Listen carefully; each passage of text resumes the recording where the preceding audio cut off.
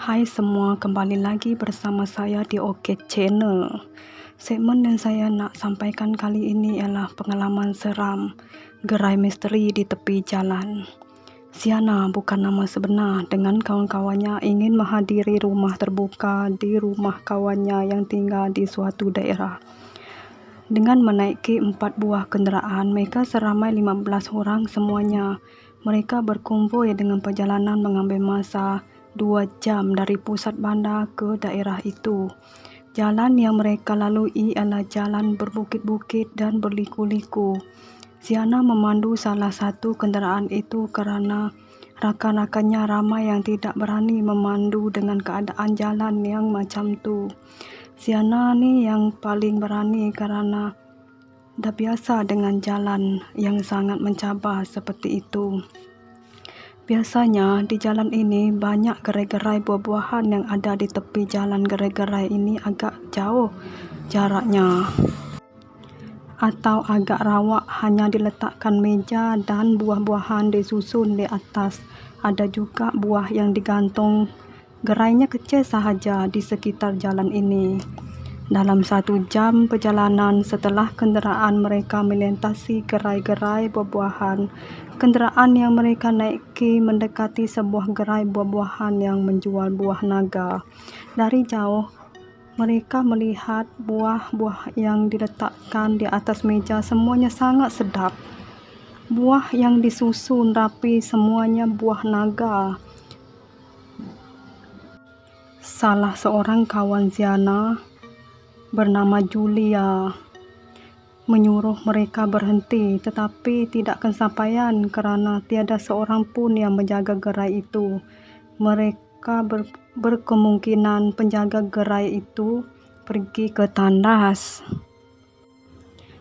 Julia pun berkata, "Tak apalah, nantikan masa kita balik nanti, bolehlah kita singgah di gerai ini.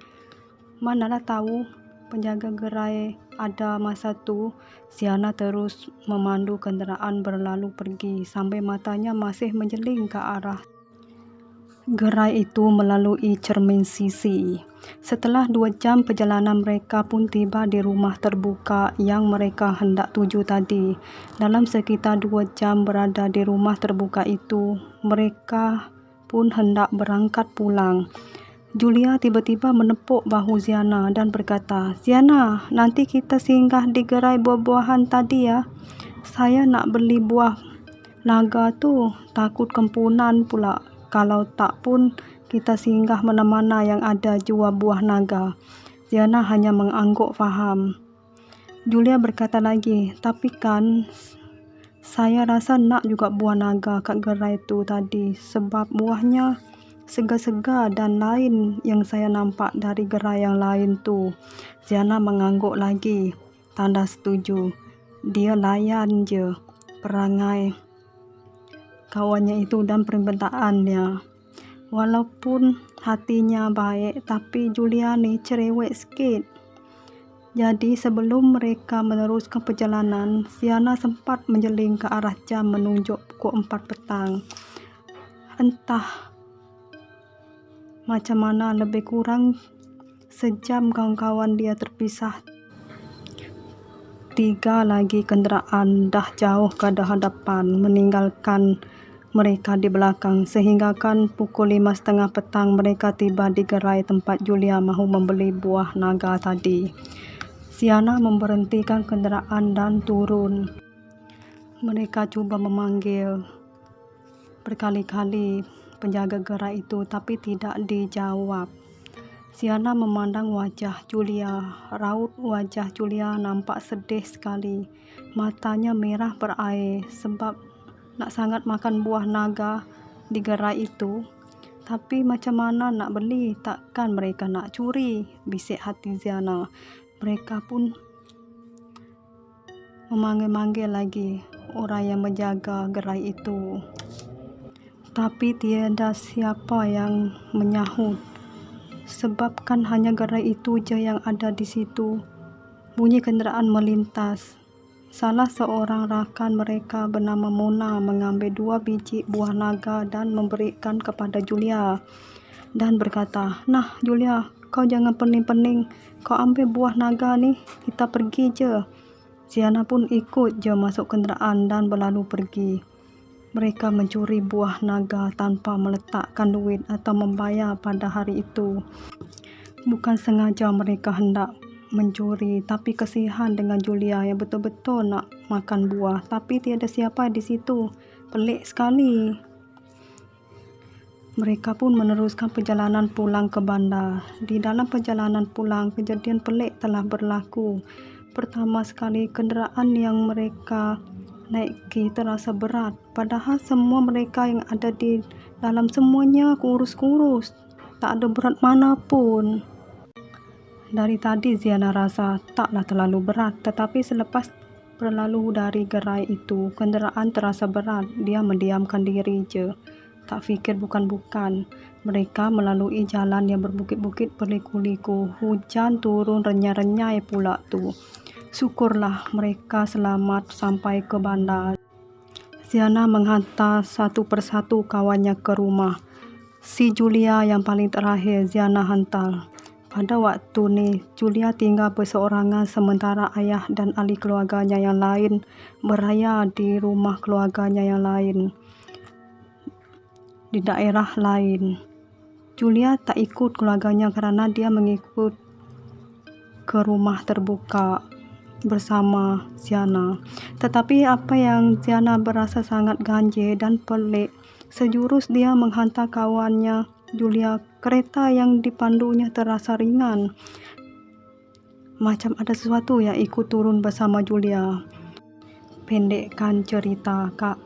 Mereka berada di rumah masing-masing. Ziana yang penat seharian memandu terasa sangat penat. Lepas mandi makan, Ziana pun masuk ke biliknya untuk tidur. Malam tu sekitar pukul 1 pagi, Ziana dikejutkan oleh pesanan WhatsApp dari Julia. Katanya ada orang yang berada di rumah dia. Ada orang memecah masuk dari pintu depan dan masuk ke dapur. Julia terdengar suara pinggan mangkuk yang pecah. Masa ni Julia siap hantar rakaman dari telefonnya. Ziana mendengar dengan sendiri rakaman suara itu, bunyi barang digeledah dan barang pinggan yang jatuh. Dia terus WhatsApp Julia supaya jangan keluar dari bilik dan dia akan datang. Ziana pun terus meluru mengambil kunci kereta dan pergi ke rumah Julia. Setibanya Ziana di depan rumah, dia pelik sebab Julia kata ada orang pecah masuk dari depan. Tetapi bila Ziana sampai, dia tengok pintu rumah depan okey je, berkunci. Ziana memberanikan diri untuk mengetuk pintu rumah. Kalau ada pencuri pun mesti dia orang kelam kabut melarikan diri. Ketuk punya ketuk. Beberapa minit kemudian Julia yang membuka pintu sambil menangis. Ziana cuba menenangkan Julia dan suruh Julia duduk di luar rumah. Sementara Ziana tengok siapa yang berada di dapur. Perlahan-lahan Ziana melangkah. Sejurus selepas Ziana melangkah masuk, Ziana dikejutkan dengan barang-barang yang berselerak di sana sini. Semua benda bertaburan di lantai. Pinggan mangkuk, kuali ada, balang kaca yang dah pecah. Nampak sangat dapur ni digeledah oleh seseorang. Di antara semua barang-barang ni, yang peliknya, ada 2 biji buah naga di atas meja makan di atas pinggan. Buah naga yang Julia ambil tadi. Beberapa minit juga Ziana berfikir, kenapa barang lain berselerak tapi tidak dengan buah naga ni, seperti tidak diusik atau diganggu. Ziana segera keluar mendapatkan Julia dan membawanya tidur di rumahnya. Dia berkata kepada Julia, "Saya tak nampak sesiapa di dalam. Tapi memang semua barang di dapur tu berselerak kecuali buah naga yang diletak atas meja tu elok je di atas pinggan." Sementara itu, Julia berkeras juga nampak kelibat orang di dapur rumahnya. Malam tu, Julia menangis ketakutan sehingga dia tertidur. Sekitar pukul 3 pagi, pada pukul 4 pagi, Ziana terbangun karena malam itu dia merasa sangat sejuk.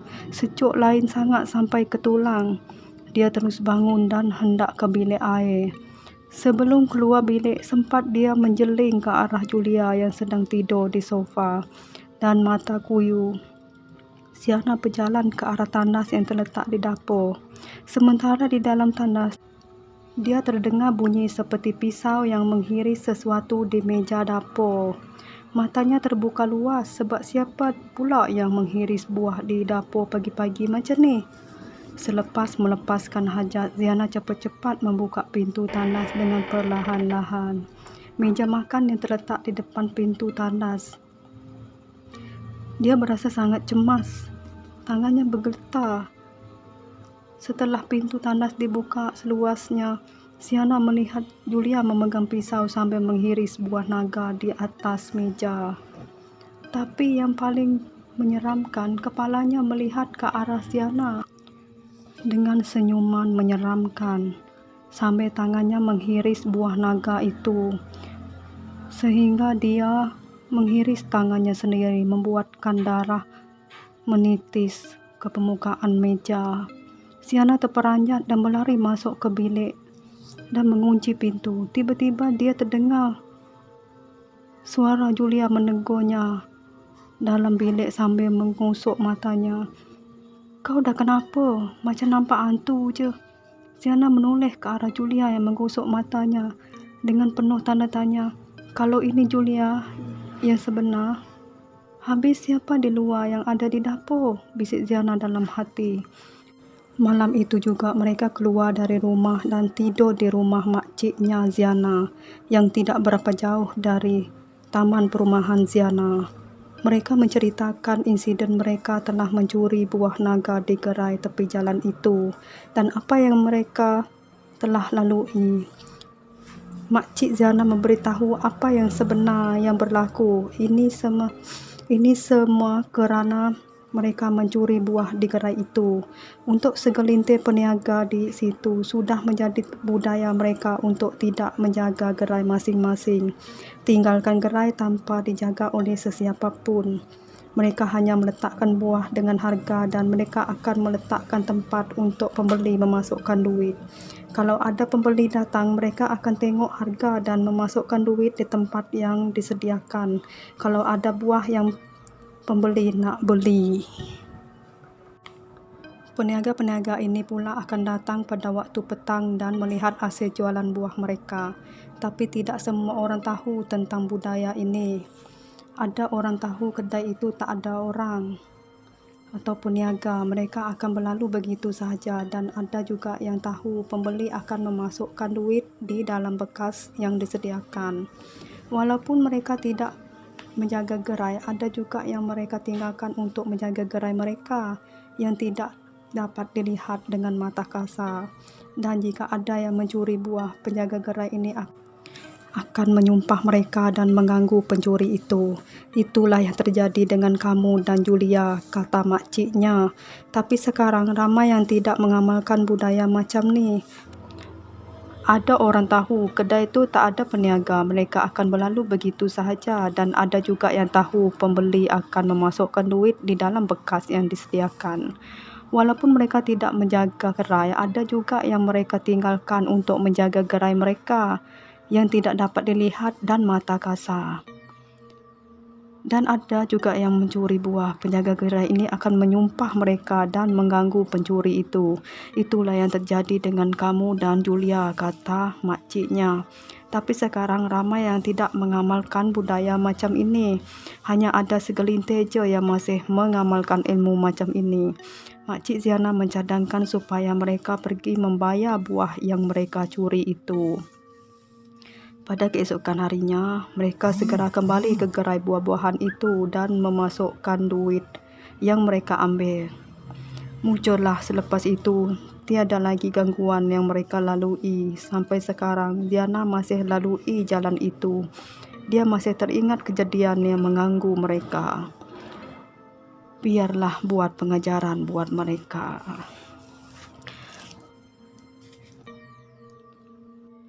Kisah yang kedua bertajuk Tempayan Berpenunggu.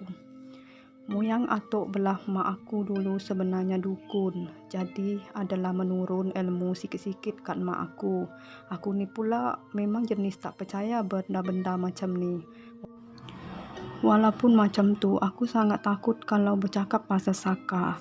Sebab dah jadi perbualan. Asal keturunan dukun je atau bidan je, mesti ada membelah. Di Sarawak, kaum Iban ni memang dipanggil Si Dayak sebab perkampungan biasanya berhampiran dengan sungai. Sementara bangsa Bidayuh adalah Len Dayak, tinggal di pedalaman yang berbukit.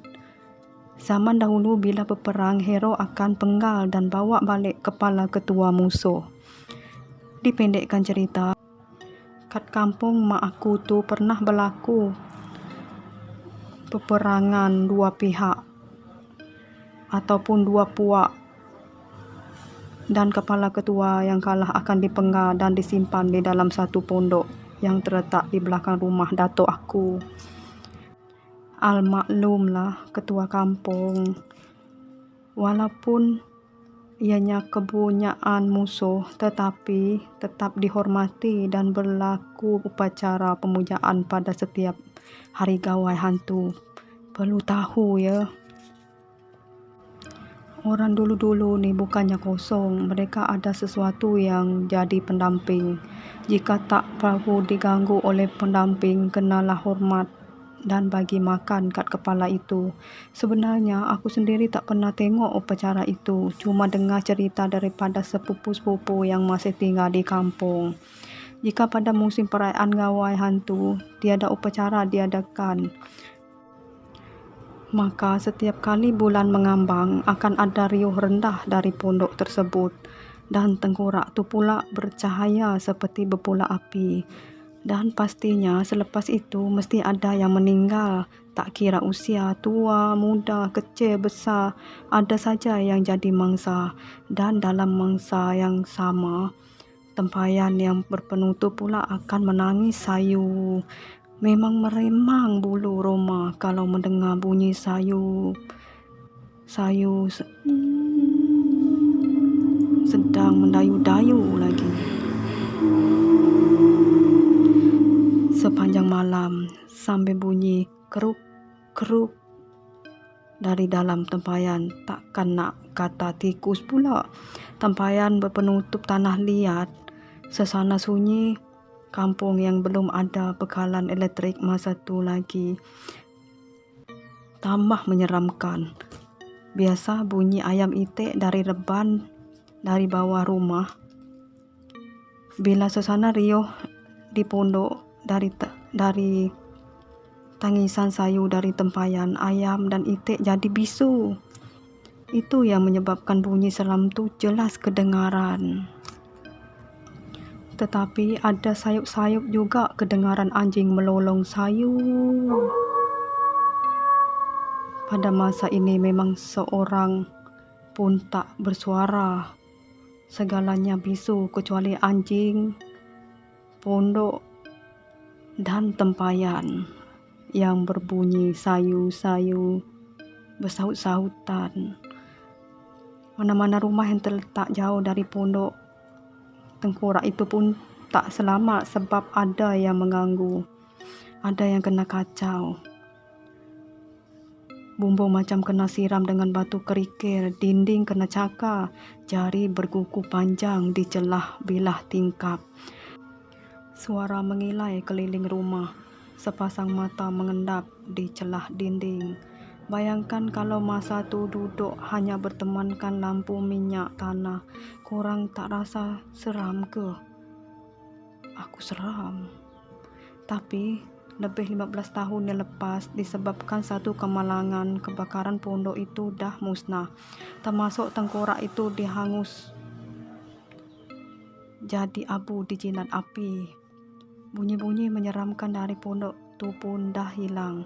Tinggallah tempayan je yang masih ada, cuma dah berkuranglah sikit bunyi-bunyi yang menyeramkan itu. Adakah tempayan dan tengkorak itu ada kaitan?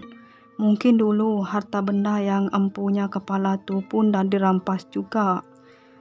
masih jadi misteri dan juga legenda seram kat kampung tuh sampai sekarang.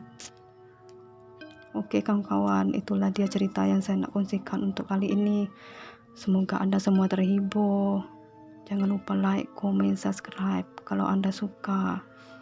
Dan support channel saya ya. Bye-bye.